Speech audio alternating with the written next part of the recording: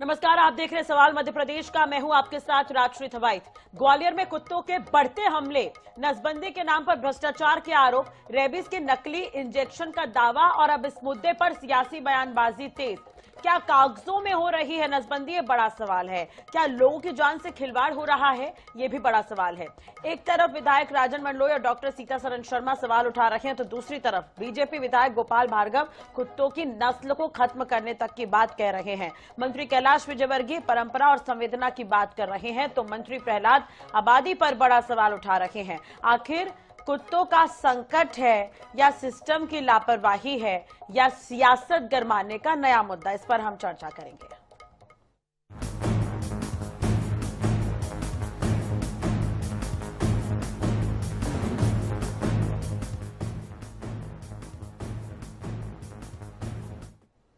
आवारा कुत्तों की बढ़ती संख्या पर मध्य प्रदेश का विधानसभा सत्र बहस से गूंज उठा। ध्यान आकर्षण में इस पर चर्चा हुई तो कांग्रेस विधायकों ने बढ़ती संख्या का मुद्दा उठा दिया। अब रेबीज से हो रही मौतों का जिक्र हुआ और ये भी आरोप लगे कि नसबंदी कागजी हो रही है, रेबीज के इंजेक्शन नकली है। वहीं सत्ता पक्ष ने भी इस पर जवाब दिया। नगरीय प्रशासन मंत्री कैलाश विजयवर्गीय ने कहा कि नसबंदी केंद्रों की संख्या बढ़ाई गई है। स्वास्थ्य मंत्री राजेंद्र शुक्ल ने कहा कि रेबीज के इंजेक्शन की कोई कमी नहीं है, इंजेक्शन मानक स्तर पर है। तमाम बयानबाजी के बीच ये रिपोर्ट आपको दिखाते हैं, उसके बाद इस पर बहस करेंगे। रेबीज से हुई मौतों पर सदन गरम, आवारा कुत्ते लगातार बन रहे प्रॉब्लम, सत्ता पक्ष और विपक्ष में तीखी बहस, कागजी नसबंदी, रेबीज के नकली इंजेक्शन। मध्य प्रदेश विधानसभा में बजट सत्र के दूसरे दिन आवारा कुत्तों की बढ़ती आबादी पर अंकुश लगाने का मुद्दा गूंजा। ध्यान आकर्षण प्रस्ताव पर चर्चा के दौरान कांग्रेस विधायक आतिफ अकील ने कहा, भोपाल में प्रशासन और नगर निगम के द्वारा नसबंदी वैक्सीनेशन के नाम पर करीब 2 करोड़ रुपए खर्च किए जाने के बावजूद न तो आवारा कुत्तों की संख्या पर कंट्रोल पाया गया और न ही काटने की घटनाओं में कमी आ रही है। हाल ही में डॉग बाइट से रेबीज की गिरफ्त में आए युवक की हमीदिया अस्पताल में इलाज के दौरान मौत हो गई। विधायक राजन मंडलोई ने कहा इस पर कि कागजों में नसबंदी हो रही है, रेबीज के नकली इंजेक्शंस लगाए जा रहे हैं। वहीं ग्वालियर में इंजेक्शन लगाने के बाद भी रेबीज से हुई मौत का मामला भी उठा। 10,000 से आसपास केस आए शहर के अंदर, तो कैसे आ रहे हैं? कहीं ना कहीं इसमें भारी भ्रष्टाचार तो है ना। अब मैं यही कहना चाहूंगा कि नसबंदी के अंदर भी कहीं ना कहीं इस मामले में भ्रष्टाचार है, वो कहीं ना कहीं जांच कर ले। सरकार को स्वयं मालूम चल जाएगा इसके अंदर कौन भ्रष्टाचार कर रहा है। इंसान मर रहे हैं, लाशों के ढेर लग रहे हैं, लेकिन कुत्तों के काटने की चर्चा सरकार कर रही है और इंसानों की मौतों पर चर्चा नहीं करना चाहती। विधानसभा में उठे आवारा कुत्तों के मुद्दे पर मंत्री कैलाश विजयवर्गीय ने जवाब दिया। कहा कि पूरे प्रदेश में नसबंदी, टीकाकरण और नियंत्रण के लिए लगातार कार्रवाई चल रही है, वैक्सीन की कमी नहीं है। मंत्री विजयवर्गीय ने जानकारी दी कि साल 2023 में श्वान नसबंदी केंद्रों की संख्या 1 से बढ़ाकर 3 की गई है। मंत्री ने स्पष्ट किया कि राष्ट्रीय स्वास्थ्य मिशन के अनुसार भोपाल शहर में एंटी रेबीज वैक्सीन के 5023 इंजेक्शंस उपलब्ध हैं। इसीलिए कहना सही नहीं है कि शहर में वैक्सीन की उपलब्धता नहीं है। वहीं स्वास्थ्य मंत्री राजेंद्र शुक्ल ने भी कहा कि रेबीज के इंजेक्शन मानक स्तर के हैं। ये गरीब देश में हमें कुत्तों पे क्या इतना व्यय करना चाहिए? फिर हम उसके बाद उनका वो करें, टीकाकरण करें, उनकी नसबंदी करें, उसके लिए करोड़ों का प्रावधान एक शहर में हो, तो इन सब बातों पर विचार करना चाहिए। पूर्व विधानसभा अध्यक्ष सीतासरन शर्मा और बीजेपी विधायक शैलेंद्र जैन ने भी एंटी रेबीज इंजेक्शन की कमी का मामला उठाया। डॉक्टर सीतासरन शर्मा बोले कि डॉग लवर्स भी परेशानी पैदा कर रहे हैं। बीजेपी विधायक गोपाल भार्गव बोले, कुत्तों पर चर्चा की जरूरत क्या है? हमारे देश में जब लोगों को भरपेट खाना नहीं मिल रहा तो कुत्तों की जरूरत क्या है? कुत्तों की नस्ल खत्म कर दी जानी चाहिए। मंत्री कैलाश विजयवर्गीय ने ये भी कहा कि सभी नगरीय निकाय में नसबंदी की संख्या बढ़ा रहे हैं। कुत्ते भूखे होते हैं तब भी भड़कते हैं। पहले सभी से घर में 1 रोटी कुत्तों को दी जाती थी। कांग्रेस विधायक भंवर सिंह शेखावत ने कैलाश विजयवर्गीय पर तीखी टिप्पणी भी की। उन्होंने कहा कि आज पहली बार पता चल रहा है कि कुत्तों के प्रभारी कैलाश विजयवर्गीय हैं। कांग्रेस विधायक आरिफ मसूद ने कहा कि बच्चों और लोगों की जान बचाने पर प्राथमिकता से ध्यान दिए जाने की आवश्यकता है। बीजेपी विधायक उमाकांत शर्मा ने कहा कि पहली बार पता चल रहा है कि अब कुत्ते भी आतंकवादी हो रहे हैं। भोपाल से INS 24/7 के लिए अंकुश मौर्य की रिपोर्ट। चलिए, तो ग्वालियर में कुत्तों का आतंक जो है वो बढ़ रहा है, लेकिन दूसरी तरफ इस पर बयानबाजी भी खुलकर हो रही है। हमारे साथ चौधरी राकेश सिंह जी जुड़े हुए हैं, पूर्व मंत्री है कांग्रेस के, और भी मेहमान जुड़ेंगे, लेकिन इससे पहले इनसे बातचीत कर लेते हैं। चौधरी साहब, बहुत बहुत स्वागत है आपका INS 24/7 पर। और चलिए, सबसे पहले राकेश जी, मैं आपसे ही पूछना चाहूंगी कि अभी जो सदन में स्थिति देखने को मिली आज, कुत्तों पर ये बहस होती रही, आपने भी सबके बयान सुने होंगे, सबका तर्क सुना होगा, क्या कुछ कहेंगे इस पर?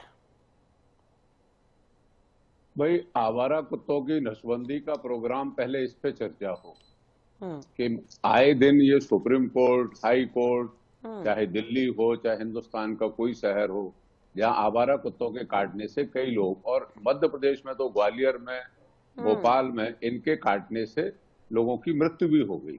ठीक है। यानी प्रश्न इस तरफ जाता है कि जब करोड़ों रुपए तुमने खर्च कर दिए, 56 करोड़ रुपए लगभग, काहे के लिए? मध्य प्रदेश में कुत्तों की नसबंदी के लिए। अकेले भोपाल शहर में कुत्तों की नसबंदी के लिए 1,04,000, जिसमें 6,76,00,000 रुपए खर्च किए गए, और फिर भी भोपाल में आवारा कुत्ते घूम रहे हैं। ये जैसे जबलपुर ले लें तो वहां पे बताया कि 31,385 नसबंदी की गई कुत्तों की, लेकिन 1,70,00,000 रुपए खर्च हो गए। भोपाल में जिसकी आप बात कर रही हो, वो मैंने बता ही दिया। उज्जैन, माननीय मुख्यमंत्री जी का शहर ले लो, 9,000 कुत्तों की नसबंदी करना बताया गया है, और 50 लाख रुपए इस पे खर्च कर दिए गए। ग्वालियर की बात करें तो 13,277 आवारा कुत्तों की नसबंदी बताई गई है, जिसपे 53 लाख रुपए खर्च किए गए। यानी आप कर क्या रहे हैं? आवारा कुत्ते कम नहीं हो रहे, उनकी पैदाइश कम नहीं हो रही, और जब आपके पास रखरखाव नहीं है, नगर निगम के पास जब व्यवस्थाएं नहीं है, तो इस तरीके का नसबंदी का जो प्रोग्राम है ये सिर्फ कागजी है। ठीक है, जवाब ले लेते हैं। राजपाल सिंह सिसोदिया जी हमारे साथ जुड़े हैं, बीजेपी प्रवक्ता। बहुत बहुत स्वागत है राजपाल जी आपका भी। क्या नसबंदी जो कुत्तों की जा रही है, क्या वो कागजों पर ही हो रही है? कुछ आंकड़े अभी गिनाते हुए नजर आ रहे हैं चौधरी राकेश जी।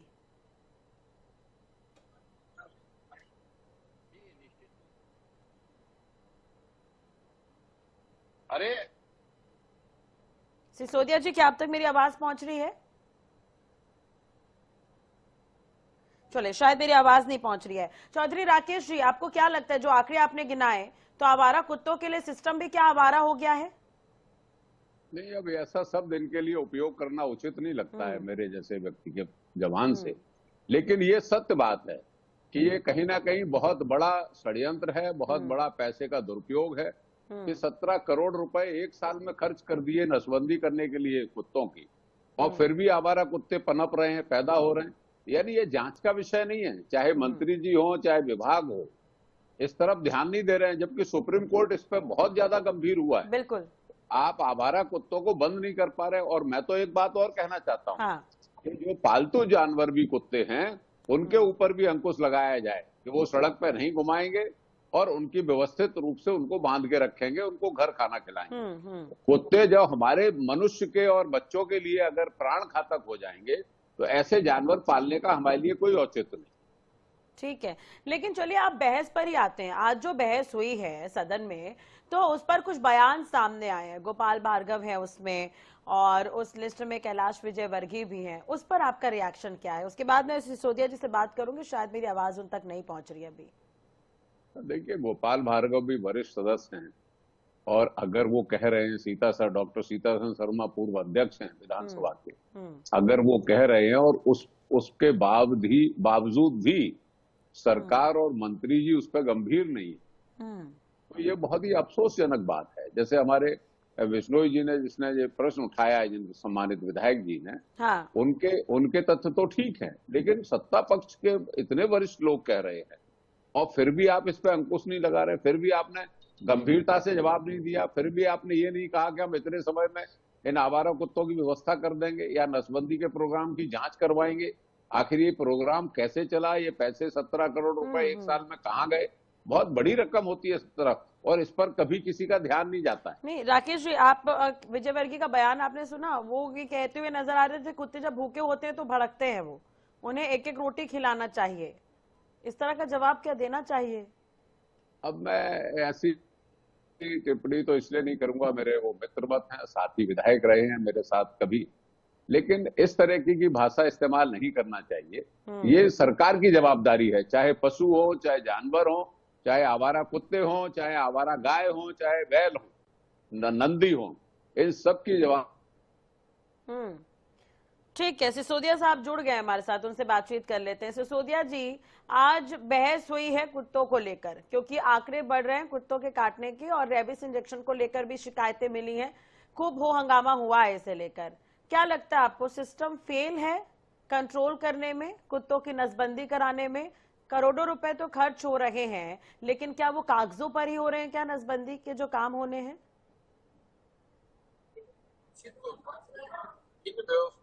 सरकार ने सुचारू रूप से चलाने का काम किया है। पशुपालन विभाग और स्थानीय निकाय हमारे होते हैं, चाहे वो भी नगर पंचायत हो, ग्राम पंचायत हो, नगरीय निकाय हो, नगर निगम हो, इन सब के ऑटोनॉमस बॉडियों के सहयोग से और पशुपालन विभाग के सहयोग से तो इस प्रकार से जो आवारा कुत्ते या यूं कहने की गलियों में जो डॉग स्ट्रीट डॉग होते हैं, इनके समय समय पे उनको इंजेक्शन लगना, उनकी पहचान होना, पहचान होकर उनका नसबंदी इत्यादि होना, ये सरकार का बहुत महत्वपूर्ण कार्यक्रम है और ये लगातार चल रहा है। अब ये बात सही है कि जिस प्रकार से संख्या उसके बाद भी बढ़ने का काम हो रहा है, मैं समझता हूँ कि इसके अंदर जो है कहीं न कहीं ये बात ध्यान में आ रही है कि यह अभियान पूरी तरह से सफल नहीं हो पा रहा है, चाहे फिर वो फंड की कमी हो, चाहे फिर संसाधन की कमी हो, चाहे इस प्रकार के स्टाफ की कमी हो, क्योंकि ये बहुत एक ट्रेंड और टेक्निकल स्टाफ की आवश्यकता होती है इस प्रकार से डॉग्स को पकड़ के उनकी नसबंदी करना। क्योंकि खुले डॉग जो है जो गलियों में घूम रहे हैं, यहाँ वहाँ पाए जा रहे हैं, उनके लिए एक बड़ा नेटवर्क चाहिए पकड़ने का। और ये सब जब इस प्रकार की मुहिम चलती है तो देखते हैं हमारे गाँव में भी जब इस प्रकार से इंजेक्शन के लिए और इसके लिए जब नसबंदी के लिए जब टीम आती है तो देखने में आता है कि गांव में मालूम बड़ा 100 कुत्ते हैं, और जब वो आते हैं। देखिए सिसोदिया साहब, आंकड़े जो हैं वो चौंकाने वाले हैं। रतलाम का उदाहरण मैं आपको देती हूँ। पिछले दिनों एक वाकया था रतलाम में, जहां पर संख्या कुछ और बताई गई थी, लेकिन बाद में कुछ हजारों में संख्या थे, लेकिन निकले थे 5500 कुत्ते जिनकी नसबंदी की गई। तो बड़ा खेल चल रहा है, गंभीरता इस पर दिखानी पड़ेगी। सुप्रीम कोर्ट भी साफ तौर पर कह चुका है, आदेश दे चुका है, निर्देशित कर चुका है। निश्चित तौर पर मैं उसी प्रैक्टिकल जो प्रॉब्लम आ रही है उसको जो बता रहा हूँ कि सीमित संसाधन देता है, पूरे गांव को या पूरे वार्ड को एक साथ पूरा घेर के और सारे कुत्ते एक साथ पकड़ा जाए, ऐसा संभव नहीं रहता है। पकड़ते जब तक आधे दूसरे इधर उधर हो जाते हैं, जितने मिले इतने का वो करके अपनी जो है नेक्स्ट डे पे कर देते हैं टीम, और नेक्स्ट डे उनको मिलते नहीं। इस प्रकार से बहुत सारी व्यवहारिक कठिनाइयां जो फील्ड में, क्योंकि इस प्रकार के एक्सपर्ट लोग नहीं है। पशुपालन विभाग के लिए अगर अफसर पलीता लगा रहे हैं सरकार को, तो ये तो नुकसान है। फिर फंडिंग भी इतनी हो रही है, लेकिन काम हो नहीं रहा। अपर्याप्त है, फंडिंग भी अपर्याप्त है, ये फंडिंग भी अपर्याप्त है जो बताइए। नहीं तो जो फंडिंग हो रही है उसमें भी तो काम नहीं हो पा रहा है सर। करोड़ों रुपए खर्च हो रहे हैं, लेकिन उतना तो काम नहीं दिख रहा। ये तो सरकार के साथ ही धोखाधड़ी हो रही है, और कुल मिलाकर जनता के पैसे बर्बाद हो रहे हैं फिर तो। नहीं, इसको बर्बाद होना भी नहीं कहेंगे, मेरा ऐसा कहना है। अभी चौधरी जी भी जुड़े हमारे साथ, उन्होंने कुछ आंकड़े गिनाए हैं। 100% ये नहीं कर पा रहे, ये बात मैं स्वीकार करता हूँ, परंतु बिल्कुल नहीं कर रहे हैं। लेकिन जो पैसे जो खर्च हुए जब तक उसका क्या? 100% नहीं होगी नसबंदी, तब तक ये ठीक है। चौधरी जी, मैं आपका इस पर रिएक्शन चाहूंगी। अभी आप सुन रहे हैं, हाँ, सिसोदिया जी को आप सुन रहे हैं इस पर आपकी बात। उन्होंने एक्सेप्ट किया कि काम जैसा होना चाहिए वैसा हो नहीं रहा है, लेकिन कागजों में काम हो रहा है और पैसे बर्बाद हो रहे हैं, उसका क्या? नहीं, मैंने सुन लिया सिसोदिया जी को, उन्होंने बहुत वस्तुस्थिति स्पष्ट की है, लेकिन ये काम जो है ये पशु विभाग का है।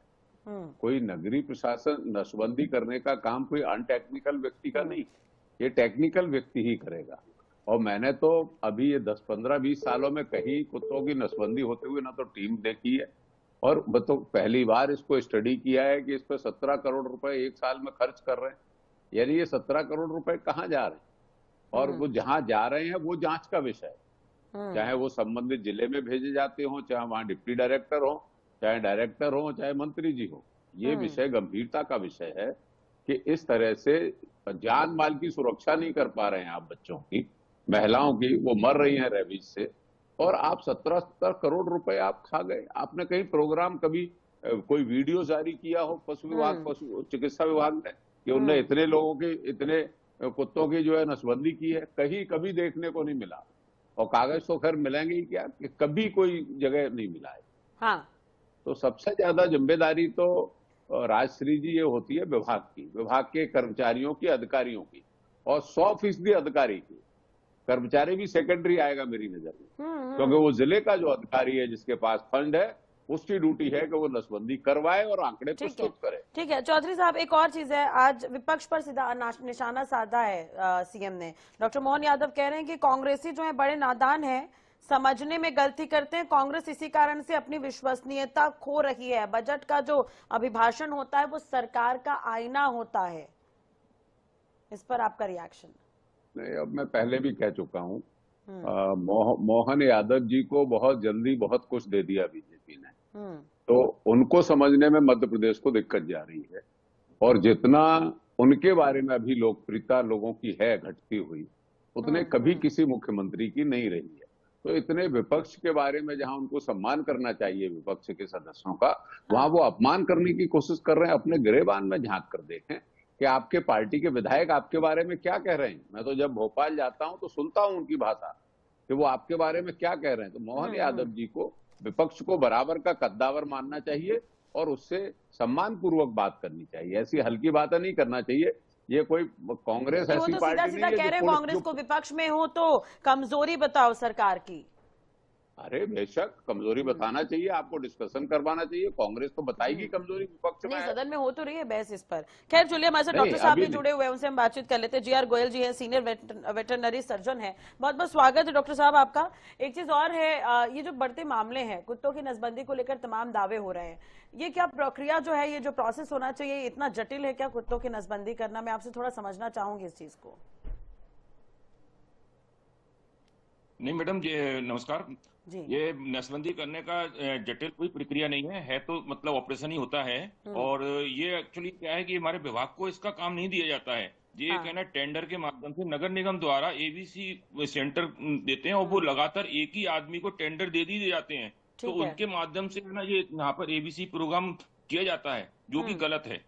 हमेशा टेंडर की प्रक्रिया होना चाहिए और जो अलग अलग बार होना चाहिए, अलग किसी मतलब उसको व्यवस्थित होना चाहिए, वो ग्वालियर में नहीं होती है। इस कारण से यहाँ पर स्ट्रीट डॉग की संख्या बहुत बढ़ रही है, जबकि वो कागजों में बताते हैं साहब एबीसी कर दिया और छोड़ दिया।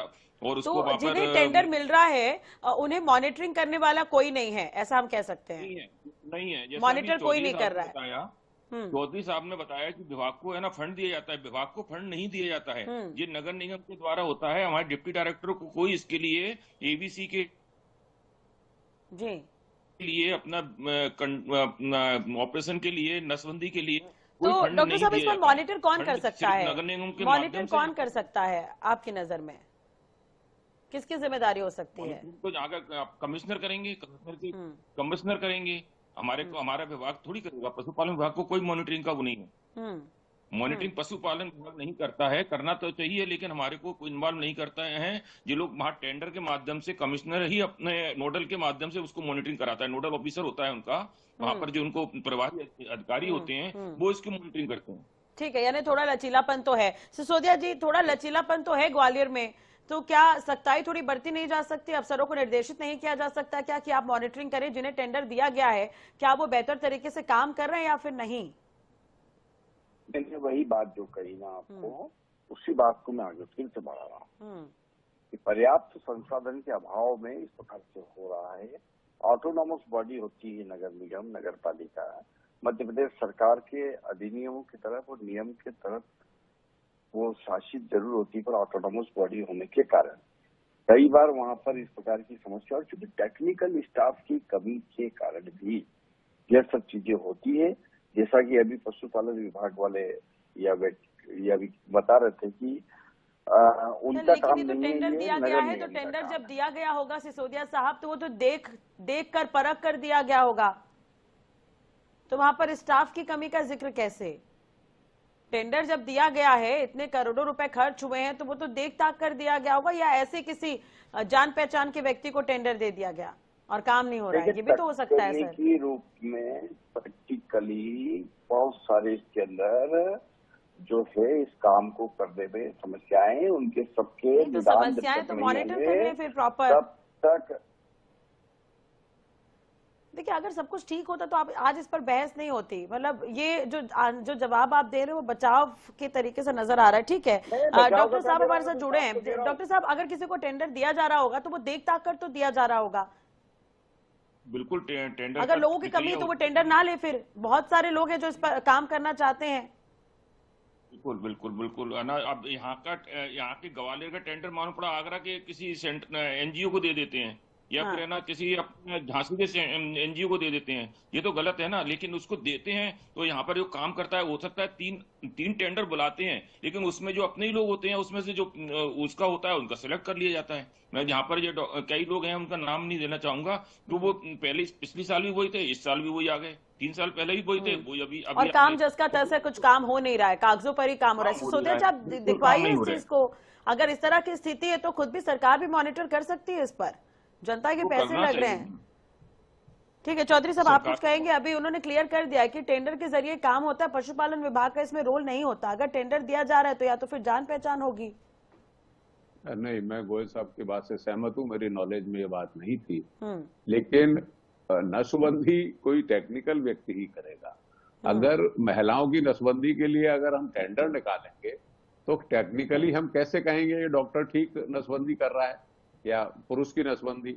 ऐसे ही डॉग हमारे भले ही जानवर हैं, लेकिन उनकी नसबंदी भी बिना टेक्निकल व्यक्ति के, और इस तरीके से ये टेंडर देके नहीं करना चाहिए कि आगरा का व्यक्ति ग्वालियर में कर रहा है।